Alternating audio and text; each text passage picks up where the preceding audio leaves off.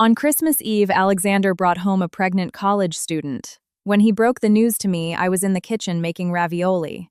The filling of tender veal and porcini mushrooms was a favorite of my mother-in-law Victoria. Flour stuck to my fingers and I had to rub it off with effort. With my head bowed, I focused intensely on crimping the edges of the dough. Exactly 18 neat folds on each ravioli. That was the unbreakable rule in the Sterling household on Christmas Eve. Every fold had to be perfectly symmetrical, as if made by a machine. In 6 years of marriage, I hadn't acquired many special talents, but when it came to making ravioli, I could easily compete in a national culinary contest. Outside the window, a few early holiday fireworks were already going off. They bloomed like tiny sparks against a sky that hadn't quite faded to black. Our housekeeper, Maria, was setting the long mahogany table in the dining room. Water boiled in a large pot, and the steam coated the kitchen window in a thick white haze. Everything looked exactly as it should on Christmas Eve, except for the young woman standing by the front door. She wore a white puffer jacket, and a thick scarf covered half her face, leaving only her huge round eyes, visible eyes framed by long lashes.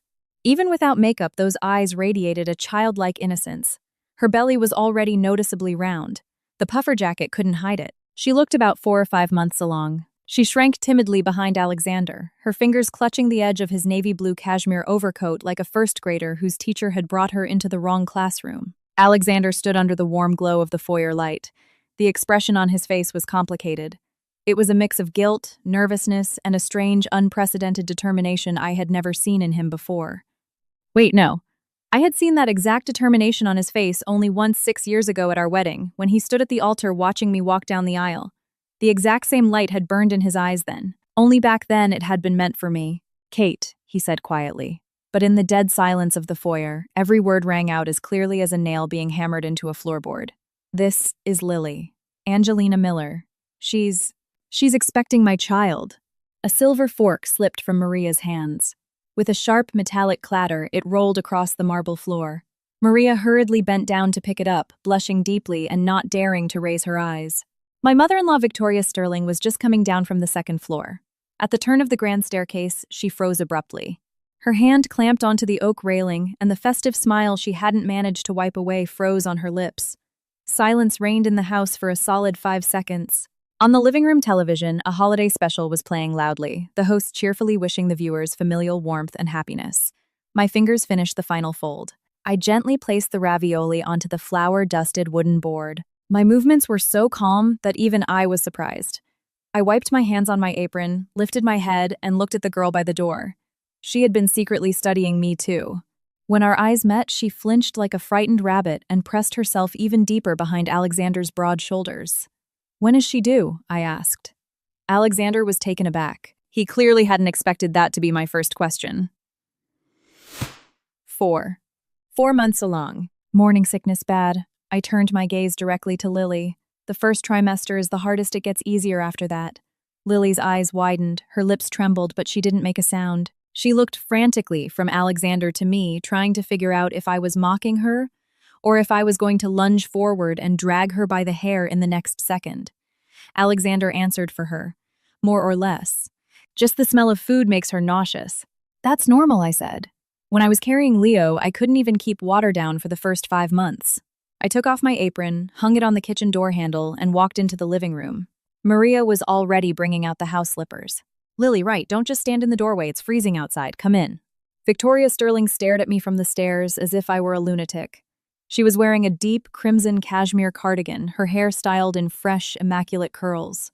She had been preparing to sit majestically at the head of the table while her son and daughter-in-law toasted her health. Now her face looked as though she had swallowed a live frog. "Kate, are you?" "Mom," I interrupted her, using the same casual tone people use to discuss the weather. Alexander brought a guest. "We can't force someone to stand on the porch on Christmas Eve, especially not in her condition." I leaned down, placed a pair of warm slippers in front of Lily, then straightened up and turned to the housekeeper. "Maria, please set another place at the table. Lily will sit next to me. Since she's sensitive to the smells of cooking, we'll keep her as far from the kitchen doors as possible." Alexander watched the scene unfold in absolute silence. His Adam's apple bobbed nervously, and a storm of emotions I couldn't entirely decipher raged in his eyes. He had undoubtedly braced himself for a hurricane for my tears, my screaming, a hysterical breakdown. Perhaps he expected me to dump a bowl of ground meat over his head, but he definitely hadn't expected me to hand his pregnant mistress a pair of slippers. Kate won. He called my name again, his voice lower and much more uncertain. Yes, I turned back to him. Thank you, for what I offered a faint smile. The holidays are a time for family warmth. Take Lily to the sofa. Dinner will be ready soon. I turned around and walked back into the kitchen. The hot steam from the boiling pot washed over my face. One by one, I dropped the ravioli into the rolling boil. The little pasta parcels dove into the bubbling water and floated right back up. I counted in my head 1, 2, 3, exactly 18 folds on each one. My hands didn't tremble, but deep in my soul, the blade of the knife I had been sharpening for the past 3 years was now sharper than ever. My name is Catherine. I have been married to Alexander Sterling for 6 years. Our son Leo is 3. 6 years ago, our wedding was the talk of Boston high society. The Sterling family was one of the most influential forces in East Coast real estate. Their company, Sterling Development, led by Alexander's father, Peter Sterling, was among the top 10 commercial developers in the region. My family wasn't poor, but compared to the Sterlings, we were just average middle class. My parents gave me a stellar education. I graduated from a prestigious architecture program and started working as a designer at a boutique architectural firm. Alexander and I met during my firm's pitch for their new luxury residential complex. That day, Peter Sterling tore our concept to shreds. I stood by the projector, gripping my laser pointer so tightly, my knuckles turned white. After the disastrous meeting, Alexander caught up with me by the elevators. Kate, don't take my father's words to heart. He's always like that. Your project is brilliant, truly. He courted me for 6 months after that. It wasn't the aggressive, flashy conquest of a rich heir. Instead, it was filled with awkward, simple, and incredibly genuine gestures. He'd bring me an umbrella on rainy days. He'd order takeout for my office when I worked late. He'd invite me to art galleries on the weekends. And when we got tired of walking around downtown Boston, we'd buy warm apple cider donuts and eat them right on a park bench. He told me he didn't want to depend on his family's empire. He dreamed of opening his own independent design studio. With you. Just the two of us. His sincerity won my heart, and at 24, I married him. For the first 3 years of our marriage, he genuinely made me believe in fairy tales. He didn't touch his father's money. He built a small team from scratch and focused on high-end interior design. I helped him source clients, drafted blueprints, and negotiated with suppliers. Our modest studio steadily built a flawless reputation. The year Leo was born, Alexander stood outside the delivery room, and when they handed him his son, he sobbed louder than the newborn. The relatives of other patients looked over in shock, and a nurse, assuming he was feeling faint from the sight of blood, hurried over with a chair. He tearfully mumbled. My wife went through so much, which moved my own mother to tears as she slipped a congratulatory envelope into his pocket. Back then, he loved our family truly and fiercely. I felt it. So when did it all change? Probably about 6 months after our son was born, when Peter Sterling suffered a massive stroke and passed away abruptly. The entire crushing weight of Sterling Development fell onto Alexander's shoulders in a single day. He had to close our studio and move into the company's downtown headquarters. From that day on, he put on his father's tailored suits, sat in his father's leather chair, and tried with all his might to act like a ruthless, authoritative CEO in front of his father's old corporate sharks. Every morning as I saw him off, I noticed him grinding his teeth. He hadn't wanted this burden, but he had no choice. He became busier and busier, coming home later and later. The smell of cigarette smoke on his clothes grew heavier. Our conversations shifted from, "How was your day?" to, "How much did Leo eat today?" and eventually faded into nothing. At night, we lay in the same king-sized bed, him on his edge, me on mine, and the comforter between us felt like an unbridgeable chasm. I tried to fix it. I packed him lunches, invited him to the movies, and brought late-night dinners with Leo straight to his office when he worked late. Every time he would give me a rehearsed smile and say, "Thanks, you must be exhausted. Go home and get some rest." That smile was polite, far too polite, as if directed at a casual acquaintance. At what point did the man who wept outside the maternity ward turn into an indifferent stranger whose thank you sounded like a dismissal? I didn't know the exact date, but I knew for sure that at this point of no return, another name had entered the picture. Because the name Lily Carter wasn't completely new to me, last November he went on a business trip to Providence.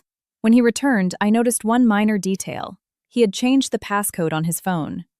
It used to be Leo's birthday. I would occasionally grab his phone to snap a picture of our son and easily unlock the screen. One afternoon, I wanted to take a photo of a massive block castle Leo had built. I typed in my son's birthday, but it buzzed incorrect. I tried twice more and the phone locked me out. I silently placed it back on the counter, asking no questions. But from that day on, I started paying much closer attention. He acted normal. He still kissed my forehead before leaving. He still brought me flowers if he walked past a florist. But his gaze had changed. You can always tell if someone loves you by looking into their eyes. When he looked at me, his gaze no longer lingered. It slid right past. It's the way you look at a piece of old furniture in your house. You know it belongs there, but you never actually see it anymore. 2 weeks later, he took our son out to the mall. When they returned, Leo was clutching a beautifully crafted wooden puzzle toy I hadn't seen before. It was handmade exquisite with perfectly sanded edges. Definitely not mass-produced. I asked my son where he got it. Daddy's friend gave it to me. The pretty lady Leo chirped. Alexander immediately interjected. It was a giveaway prize for a holiday promotion at the mall, he said, swiftly changing the subject. I didn't press the issue because I had no hard evidence. A week after that, he was on the balcony, his voice hushed into his phone. The TV was blaring cartoons in the living room. I stood by the sliding glass door with 2 glasses of ice water and caught the tail end of his words. Don't worry, I'll handle everything. Your only job right now is to take care of yourself. He hung up, turned around and saw me. His face dropped for a split second, but he quickly grabbed the water glass and sighed. Corporate issues. I nodded silently, handed him the glass, and walked back to the living room. Corporate issues. How many men have used that excuse to cover up their lies? He must have thought I was totally clueless. But I didn't show my hand. It wasn't the right time. 2 months later, while cleaning out the garage, I decided to donate some old electronics and children's books to an orphanage sponsored by the Sterling Charitable Foundation. The director of the home, a woman in her 50s named Mrs. Higgins, gave me a brief tour of the grounds. The children were running happily across the snowy courtyard. Suddenly, Mrs. Higgins pointed to the corner of the playground where a young woman in a blue sweater was standing. Mrs. Sterling, look over there. That's Lily, a college student and volunteer, supported by your husband's foundation. She comes here every week. The children absolutely adore her. I looked over. The girl looked like she was barely 20. Tall, slender, her hair pulled back into a simple ponytail. She was crouching down, teaching a little girl how to draw with sidewalk chalk. When she smiled, her eyes crinkled into half moons, and her face looked as pure and innocent as spring water. Lily Carter, the director continued, she's a junior at Providence College. She comes from a very poor background, and Mr. Sterling's charity provides her with a full living stipend. She volunteered to stay here and help out over her winter break, and we were thrilled to have her. How wonderful, I replied smoothly. Such a kind-hearted girl. That evening, Alexander came home surprisingly early for dinner. Sitting across from me, he ate his soup and asked Leo about preschool. I watched him thinking of the girl in the orphanage courtyard and her innocent smile, and I felt something inside me finally turn to ice. Providence College, his frequent business trips to Rhode Island. The pieces were fitting together into a very clear picture. But I didn't dig any deeper right then. Not because I didn't want to, but because the time hadn't come yet. And now, here we were. Christmas Eve. He had brought her into our home. I stood in the kitchen. The ravioli had all floated to the surface, pale and plump, swirling in the rolling water. Using a slotted spoon, I carefully scooped them out one by one and arranged them on a pristine white porcelain platter in perfectly straight rows. Exactly 18 folds on each one. Not a single one less. From the dining room came the suppressed, furious hiss of Victoria Sterling's voice.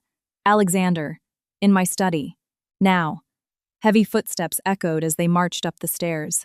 Leo came running out of his playroom, clutching a fresh crayon, drawing, and sprinted happily up to Lily. Auntie, look, I drew a T-Rex. Lily crouched down and answered softly. Wow, that's beautiful. You're a real artist. Her voice was gentle. She truly acted just like a kindergarten teacher. I brought the ravioli out to the dining room to join the 6 cold appetizers, 4 hot dishes, and the prime rib roast. Holiday dinners at the Sterlings always adhered to impossibly high standards.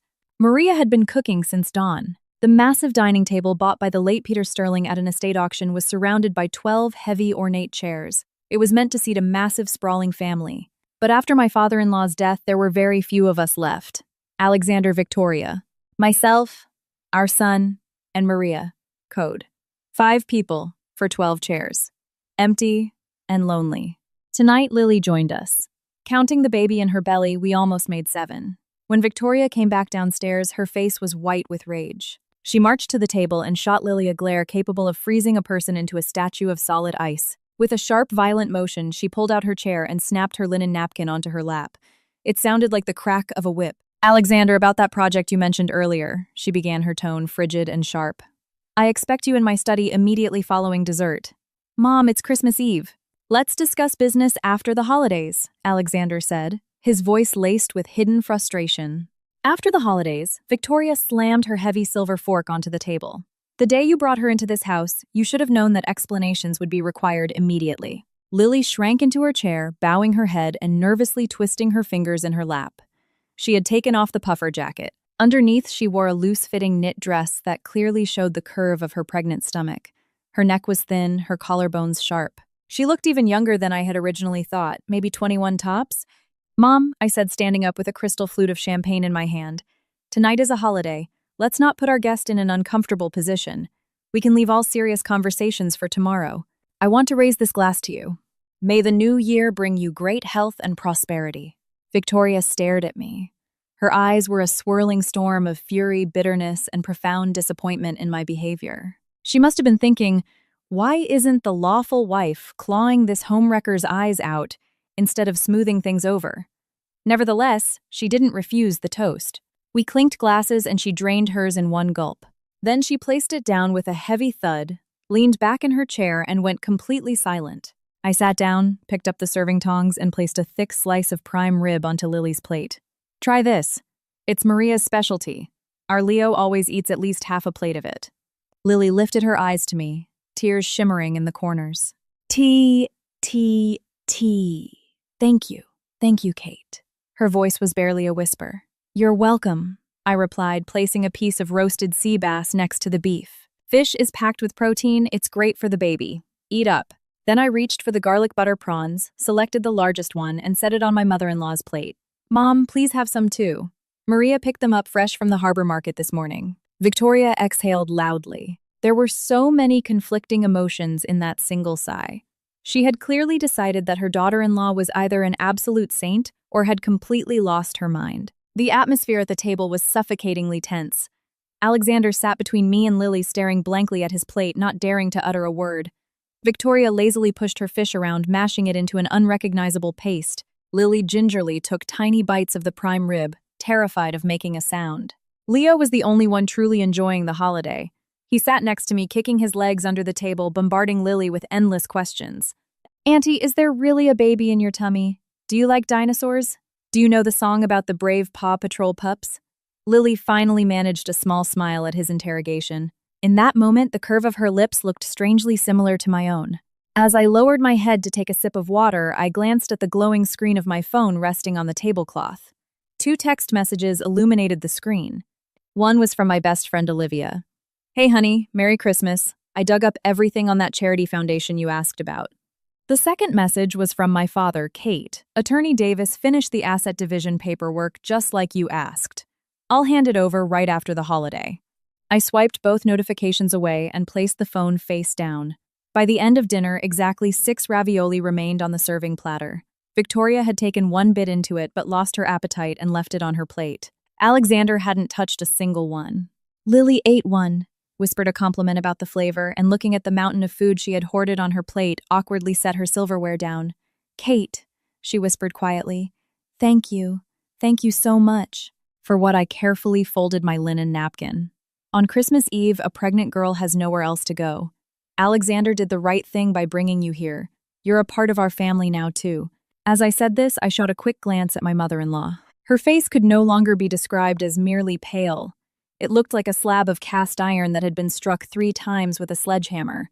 Tears suddenly burst from Lily's eyes. Huge drops fell onto her plate, leaving wet rings on the china. She frantically began wiping her face, smearing her sleeves with tears and au jus. Kate the first. I don't even know how to look you in the eye. Please forgive me. There is nothing for you to apologize for, I interrupted her, handing her a tissue. A pregnancy is never just one person's fault. Take care of yourself. Right now, the baby is the most important thing. Alexander watched the scene in silence. A complex spectrum of emotions flickered across his face. Shock, gratitude, overwhelming guilt, and a faint, barely perceptible trace of anxiety. He must have actually believed that I had simply accepted my fate. Lily probably thought this would go down in history as the strangest yet most peaceful Christmas Eve the Sterling family had ever seen. They were both dead wrong. By 2:00 a.m., the sprawling Sterling estate was finally dead silent.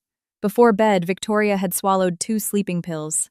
Maria had long since retreated to the carriage house out back. Alexander had opted to sleep in his ground floor study, claiming he needed to discuss future plans with Lily. I had set Lily up in the first floor guest bedroom myself. I laid out fresh linens, fluffed her pillows, and brought her an extra heavy quilt. Pregnant women often run cold, and the heating in that particular wing of the house was notoriously finicky. Leo had been asleep in his crib for hours, clutching his plush T-Rex to his chest. A soft smile played on his lips. He was happy because today, a nice auntie had come to the house to play and draw with him. He had no idea that the presence of this auntie was about to destroy his entire world, nor did he know what his life would look like when he woke up tomorrow. I sat on the edge of his bed for a long time. Moonlight filtered through the gap in the heavy curtains, illuminating his round, sleeping face. He had my long eyelashes and my straight nose. He rolled onto his side and mumbled sleepily, "Mom, Dinosaur is hungry." I tucked the blanket securely around him and pressed a gentle kiss to his forehead. He smiled in his sleep and hugged the toy tighter. Then I stood up, walked back to the master bedroom, and opened my walk-in closet. From the very back corner, I pulled out a pre-packed leather duffel bag. The contents were simple: my and my son's passports, birth certificates, bank cards, a few changes of clothes, and a single USB flash drive. On that flash drive were copies of every single vendor contract Sterling Development had signed over the past 3 years. It held the original, unredacted scan of Peter Sterling's last will and testament, a meticulous ledger of all of Alexander's assets and debts, and high-resolution screenshots of his entire digital correspondence with Lily. It had taken me 3 long years to assemble this archive. The time had finally come. I carried the bag downstairs to the foyer, slipped on my black wool coat, wrapped a scarf around my neck, and paused for a brief second outside the nursery door. Leo was sleeping deeply, completely unaware of the storm that was about to hit. In truth, I didn't want to take him away from his father. But even less did I want him growing up in a home built on his mother's humiliation. Sooner or later, he would understand. I could only pray that when that day came, he would find it in his heart to forgive me. I stepped out into the freezing courtyard. The Christmas lights wrapped around the massive oak trees were still glowing, swaying gently in the biting winter wind. Their reflection on the fresh snow looked like dying embers. In the distance, a few sparse late-night fireworks still popped. Silvery patterns bloomed against the dark navy sky, vanishing a second later. The air was brutally cold, the kind of New England chill that makes your teeth ache, but my soul felt incredibly warm. After 6 years, I was finally walking out of these wrought iron gates. I would never have to play the role of the dutiful, obedient wife again. Rolling the bag down the snow-covered driveway, I stepped past the property line. Parked just around the corner was a black Chevy Tahoe, its roof already dusted with a thin layer of frost. The driver's side window rolled down to reveal my father's tired face. He was wearing his old Carhartt jacket, the collar popped up against the cold. An unlit cigarette dangled from his lips. Seeing me, he took the cigarette out, tucked it behind his ear, stepped out of the SUV, and silently took the bag from my hands. He loaded it into the trunk without a word. He didn't ask any unnecessary questions. "What about Leo?" he asked quietly. "I'll come back for him first thing tomorrow morning. Let him sleep peacefully tonight." I opened the passenger door and climbed in. The heater was blasting on full. The seats were covered with the knitted wool covers my late mother had made years ago. Dad put the SUV in drive, and we glided smoothly down the dark, snow-covered Boston streets. "Are the documents ready?" he asked. Attorney Davis filed the Asset Division petition right before the courts closed for the holiday. The court clerk confirmed the case will be officially docketed on the very first business day after Christmas. The motion to freeze his company's shares will be filed simultaneously. As of tomorrow morning, he won't be able to withdraw a single dime. And what about this Lily girl? Olivia dug up everything. Where the money for her scholarship really came from her real age and who the baby's actual father is, every single file is on the flash drive. My dad remained silent, keeping his eyes on the icy road. The soft, familiar opening chords of Bruce Springsteen's Born to Run drifted from the radio. My dad loved classic rock. Whenever he took me fishing as a kid, he would quietly hum it under his breath. Mom used to say he was horribly out of tune, but she never corrected him. She just smiled warmly, watching him grill our catch over the campfire. Outside the window, the festive lights of downtown Boston blurred past. The holiday decorations faded into the rearview mirror. I pressed my forehead against the cold glass, watching the city I had lived in for the past 6 years slowly slip away. I had always thought that when this day came, I would burst into tears. I thought the pain would be unbearable, that I would be tormented by memories of all the tender, loving words Alexander had whispered to me, clashing violently with the image of him walking through the door with a pregnant college student. But none of that happened. My heart beat steadily, calmly, as if I had just woken up from a long, deep sleep. I had been planning this move for 3 years. When he finally brought her into my home, there was no room left for doubt. The only thing left to do was move forward. As the SUV drove over the Zakim Bridge, my phone vibrated in my pocket. It was a text from Alexander. He was probably still sitting in his study, racking his brain on how to juggle his legal wife and his pregnant mistress, how to force me to accept this new normal, and how to navigate the minefield between his mother and his lover. He probably thought the night had been a massive success. At the very least, dinner had passed without a screaming match. I opened the message. "Kate, thank you so much for your understanding tonight. I know how badly you're hurting, but Lily really has no one else to lean on. She's completely alone with the baby. I can't just abandon her. Please believe me, you and Leo will always be the most important people in my life. Give me a little time, I will figure everything out. Merry Christmas. I love you. I love you." On Christmas Eve, he brings his pregnant, teenage-looking mistress into our home, forces me to serve her dinner, lets me make her bed, and at 2:00 inches the morning, he sends me these words. I stared at the glowing screen and let out a quiet chuckle. There was no irony or sadness in that laugh, only pure astonishment at how masterfully a person could play act his own nobility, genuinely believing he was behaving like a sensitive, responsible man. I typed out a long reply, erased it, and then typed exactly 2 words. Merry Christmas. I turned my phone off and tossed it into my purse. The SUV finally pulled up to a 3-story timber frame cabin on the shores of Lake Winnipesaukee. It was my parents' old house, the place they had lived in for 30 years. 2 massive pine trees planted by my dad the year I was born stood guard in the front yard. Their branches stretched out into the night sky, and a thin crescent moon hung above them. The porch light was on, and our old orange tabby cat Oliver was sitting on the top step. Seeing the headlights, he stretched lazily, his tail sticking straight up into the air.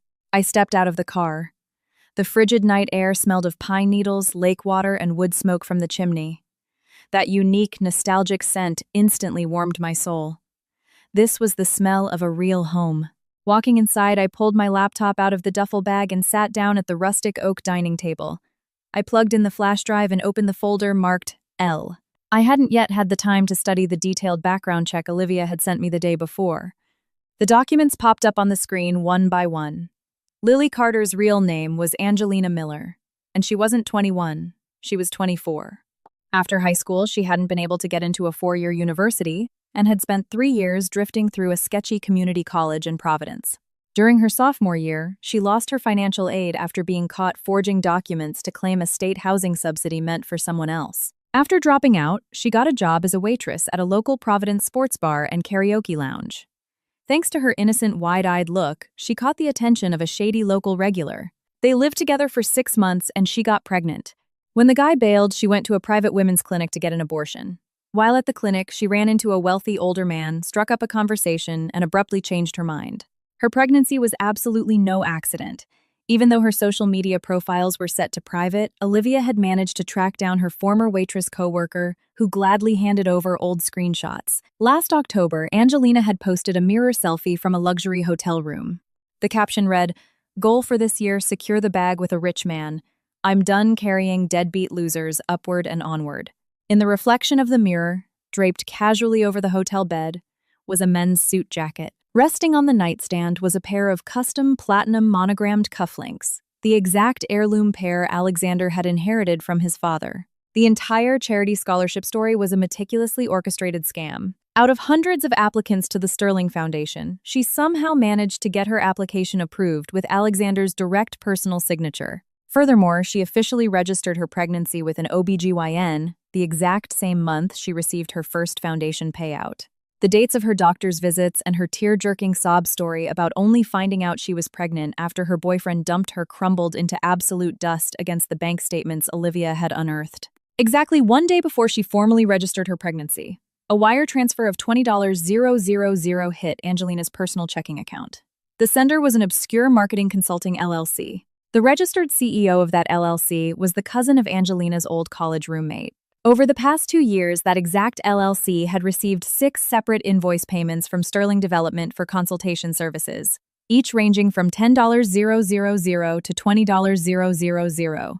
As for whether the baby was actually Alexander's nudist, after cross-referencing the security camera logs at the orphanage with her medical records and Alexander's travel schedule, the answer became glaringly obvious. The timeline of the conception pointed to a window where she had only seen Alexander twice while she was still sleeping with her ex-boyfriend from the karaoke bar at least 3 nights a week. It took me exactly 20 minutes to digest these files.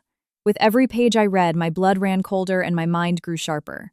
I closed that folder and opened the next one labeled Sterling Development, Asset Division, and Legal Risk. This archive was massive. Attorney Davis and I had spent 3 years gathering it crumb by crumb. On paper, Alexander was the sole controller of the company. However, Peter Sterling's last will and testament contained a highly classified poison pill clause.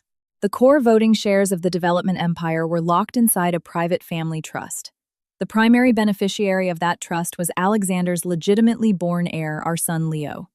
In the event that Alexander's marriage was dissolved due to his own legally proven fault, such as infidelity management of the trust, automatically defaulted to a third-party executor appointed by the secondary beneficiary, which was me. And according to the late father-in-law's ironclad instructions, that third party would be his longtime trusted financial advisor, who just so happened to be Attorney Davis's older brother.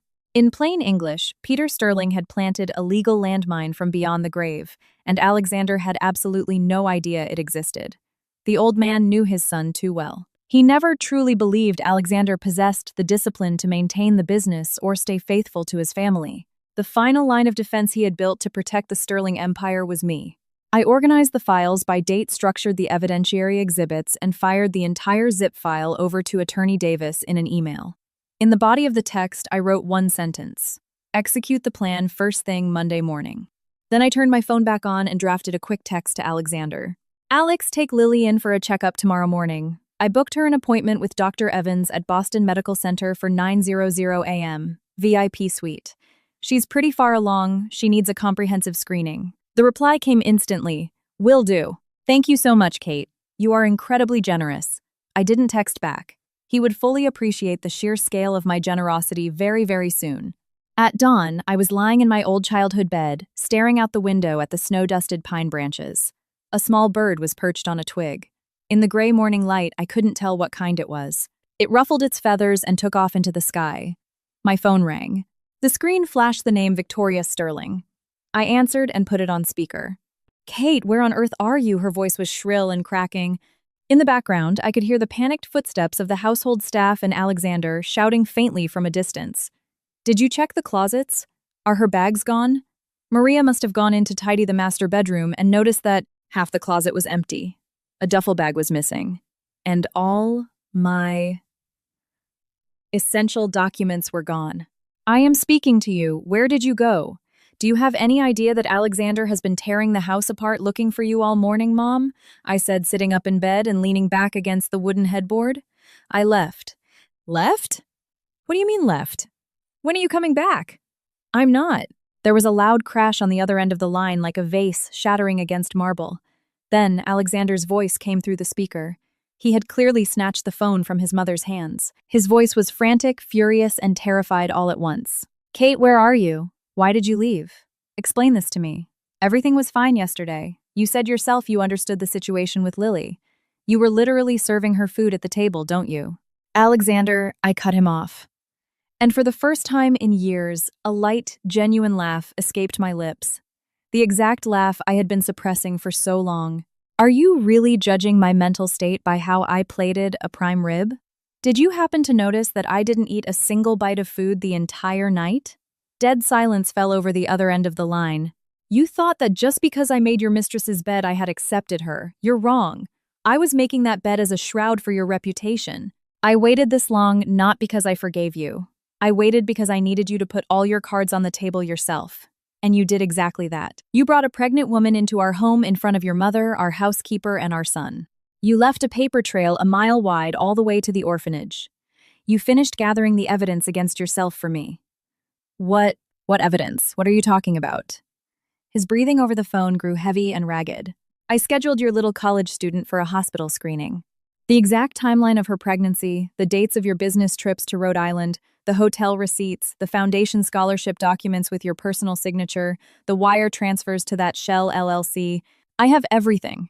You thought you were planning a happy new life, but all you were really doing was helping me build a bulletproof dossier for a judge. The court will docket the divorce petition first thing Monday. The injunction to freeze your shares in the company has already been filed. As of today, your corporate accounts are locked. That little nest egg you set aside to buy Lily a townhouse, frozen by the bank? Kate, wait! Oh, and one more thing, Alex, I added cheerfully. Tell your new companion that when the baby is born, she should absolutely insist on a DNA test. I hung up the phone. I leaned back into the old wicker chair in the corner of my room, stroking Oliver the cat who had curled up into a warm ball on my lap and was purring like a chainsaw. The shadows of the pine trees stretched across the floorboards as the rising sun broke through the curtains in brilliant strokes of gold. My phone vibrated violently on the nightstand. Alexander was calling back over and over again. I simply switched the phone to Do Not Disturb. A minute later, a text popped up from Olivia. Babe, your front page news. Someone got a photo of you walking out of the Sterling estate with a duffel bag in the middle of the night. Boston Twitter is exploding with the Christmas Eve drama in high society. The comments are unhinged. I typed a quick reply. I'm safely at the lake. Call you later. Later, Maria told Olivia exactly what went down in the living room after I hung up. Alexander hurled his phone at the marble floor with such force that the screen shattered into a spiderweb of glass. Then he collapsed onto the sofa, burying his head in his hands, physically shaking. He screamed hysterically at the broken phone. She was recording me. What else does she have? How the hell did she get the vendor contracts? Victoria Sterling sat frozen in her armchair, pale as a ghost. Lily stood paralyzed on the staircase, gripping the railing with one hand and covering her mouth with the other. Her mascara was running down her cheeks, turning her face into a muddy mask. In that exact moment, she finally seemed to realize that the wealthy benefactor she had hooked had, over the course of a single holiday night, transformed into a rapidly sinking ship. On the 6th day of January, the court officially registered the lawsuit.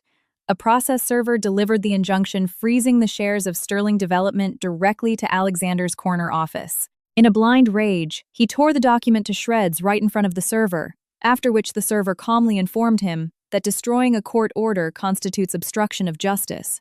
He was dragged down to the courthouse and forced to sign an affidavit of proper conduct under threat of being held in contempt. On the 8th day of the month, when Lily walked into Boston Medical Center for her ultrasound appointment, she was intercepted by 2 federal investigators.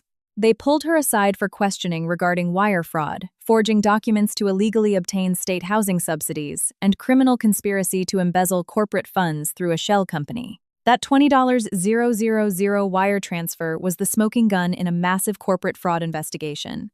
Olivia had gladly forwarded the entire packet of evidence to the district attorney's office. During the arrest, Lily threw a massive tantrum. She collapsed onto the linoleum floor of the hospital corridor, clutching her belly, screaming at the top of her lungs, "Don't touch me, I'm pregnant, doctor." Evans stood a few feet away, holding her medical chart. His eyes above his surgical mask remained entirely impassive. He simply looked down at her and said mildly, "Miss, judging by your blood work, we should probably retest you for syphilis right now." 2 weeks later, the first preliminary hearing for our divorce took place. Alexander had hired the most expensive, ruthless family law attorney in Boston, a man famous for twisting facts inside out. The lawyer strode into the courtroom in a bespoke Italian suit, radiating absolute arrogance, and launched into his opening statement. Your Honor, the plaintiff Catherine Sterling has long suffered from severe postpartum depression and exhibits a highly unstable emotional state. We have compelling evidence to suggest that her actions are driven entirely by baseless paranoia and personal malice. That was when my lawyer, Attorney Davis, calmly stood up and began dropping thick manila folders onto the judge's bench one by one. 3 years' worth of text messages between Alexander and Angelina, wire transfer receipts, cross-reference travel dates and hotel bookings, falsified medical records, the original unredacted scan of Peter Sterling's will, and the ironclad activation clause of the family trust. Alexander's lawyer's face morphed from smug arrogance to total shock and then rapidly drained of all color. He slowly turned to his client with a look of silent, absolute fury that screamed, "Why the hell didn't you tell me about any of this?" Alexander sat at the defendant's table, his lips pressed tightly together. His face was ashen. He couldn't utter a single word. The judge called an immediate recess. When we walked out of the courthouse, the bright winter sun was shining brilliantly. I stood on the granite steps and spotted my dad's familiar Chevy Tahoe parked by the curb. My dad was leaning against the hood, and from the backseat window, a tiny hand was waving frantically at me. It was Leo. Dad had brought him to the courthouse. I hurried down the steps and pulled the heavy car door open. My son instantly threw his arms around my neck. He was wearing his bright red winter coat. His cheeks were flushed from the wind and his eyes were shining. He hugged me tight and proudly announced, "Mommy, Grandpa said that now you, me, and Nina are going to live at the lake house." Nina. I froze in surprise. From behind Leo's car seat, a little girl timidly poked her head out. She was no longer wearing the faded, mismatched clothes from the orphanage. Now she was wearing a bright pink zip-up hoodie that I had specifically asked Olivia to drop off for her. Her hair was neatly braided into 2 pigtails, her face was scrubbed clean, and in her small hands she was carefully balancing a plastic container holding a strawberry shortcake. It was the exact same cake that Nick, the older boy from the home, had bought for her the day before. She hadn't eaten a single bite, refusing to let it out of her hands for the entire drive. She looked up into my eyes, bit her bottom lip, and finally, no longer calling me the nice lady, she whispered softly, "Mom, I saved you half."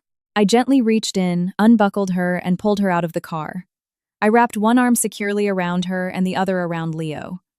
We sat down right there on the cold granite steps of the courthouse, and I buried my face into their warm little shoulders. The sunlight poured over us, wrapping us in a warmth that felt like a fresh, heavy down comforter. My dad put out his cigarette on the sole of his boot, pretended he needed to tie his shoelace, and discreetly wiped his glasses 3 times. A month later, on the shores of Lake Winnipesaukee, I opened an independent architectural firm. I named it Nika Architecture in honor of Nick and Nina, the 2 kids who had brought so much light into my new life.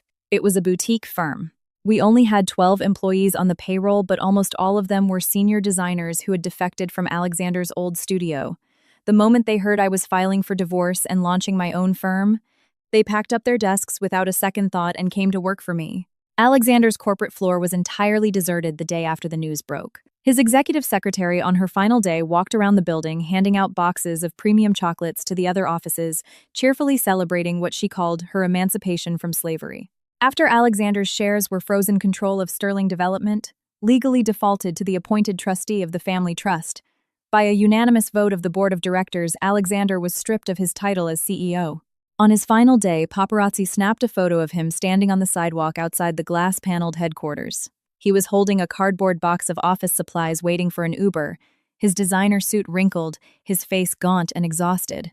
The photo ended up on the front page of the Boston Business Journal under the headline, "Heir to Real Estate Empire Left with Nothing, The Collapse of a High Society Marriage." The most upvoted comment under the online article read, "Bringing your pregnant mistress home on Christmas Eve so your wife can legally gut your assets on December 26th. How did a guy with that kind of brain ever run a Fortune 500 company?" Angelina's criminal trial concluded 2 months later. For wire fraud and embezzlement, she was sentenced to 1 year of probation and 200 hours of community service. The $20,000 she embezzled was ordered to be repaid in restitution. During the reading of the verdict, she wept uncontrollably. When the judge asked if she had anything to say before sentencing, she cradled her stomach and sobbed. "My baby didn't do anything wrong." From the back of the gallery, one of her former co-workers from the karaoke lounge yelled out, "Do you even know who the daddy is?" The bailiff immediately threw the heckler out. She never contacted Alexander again. According to Mrs. Higgins from the orphanage, on the day she fled town, she was spotted at South Station with a massive belly waiting for an Amtrak train heading down south. 3 months after suffering a mild, stress-induced stroke, Victoria Sterling called me. Her speech was slightly slurred, the words difficult for her to form, but I could make out what she was trying to say. "Kate, come back. I was wrong." I held the phone to my ear for a long moment, listening to her ragged breathing, and then replied quietly, "Take care of your health, Victoria. Leo will come visit you sometime." After hanging up, I went into my contacts and changed her name from mother-in-law to Victoria Sterling. It wasn't out of spite. It's just that some wounds heal, but they leave deep scars. The scar remains, but it no longer hurts when you touch it. On a breezy Saturday afternoon, Nick, Nina, Leo, and I went down to the edge of the lake to fly a kite. Nick had built it himself out of wooden dowels and old newspapers, and Nina had tied 2 bright red ribbons to its tail. Nick ran back and forth across the grass for ages trying to catch the wind, but the kite just wouldn't catch air. Nina stomped her feet in frustration, then hoisted Leo onto her shoulders so he could hold the kite up higher. Eventually, all 3 of them collapsed onto the soft grass, roaring with laughter. Nobody got hurt. Their joyful giggles echoed far across the rippling water. My dad was sitting on a wooden bench near the dock. Oliver the cat was curled up beside him.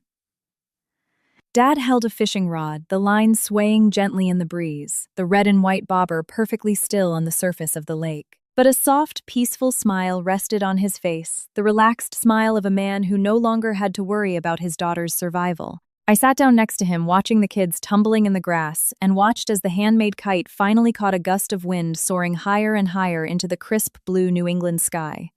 My phone buzzed in my jacket pocket. It was a text from Alexander. "Kate, I'm parked on the other side of the lake. I can see your kite. Can I come over and say hi to the kids?" I lifted my eyes and looked across the water to the opposite shore. A man in a faded jacket was standing under a massive weeping willow tree. He had lost a noticeable amount of weight and looked utterly defeated. He was staring across the lake at the children playing in the grass, not daring to step any closer.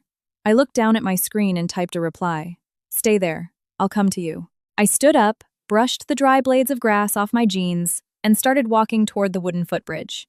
The spring wind blew across the water, bringing the crisp scent of damp earth and blooming pine. Nick's kite was soaring high in the clouds behind me. The laughter of Nick, Nina, and Leo danced on the breeze. The surface of Lake Winnipesaukee rippled beautifully, the late afternoon sun painting every tiny wave in liquid gold. Some debts don't need to be paid back with hatred. In some stories, there doesn't have to be a gloating victor. He had only come here trying to find a reason to keep living. And all I could do was protect the bright, joyful smiles of Nick, Nina, and Leo from his encroaching shadow. Once we had our talk, he could finally leave, and I would turn my back to him and walk home, back to where our kites were still flying high against the endless sky.